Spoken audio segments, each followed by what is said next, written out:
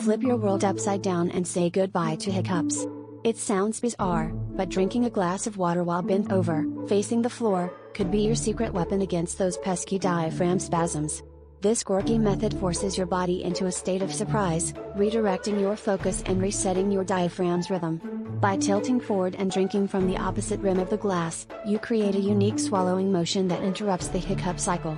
Unlike holding your breath or swallowing sugar, this unconventional trick has a surprising success rate. Next time you're struck by a case of the hiccups, forget the old wives' tales and try this gravity-defying solution. The key is to trick your body into forgetting it had hiccups in the first place, transforming an awkward moment into a fun party trick.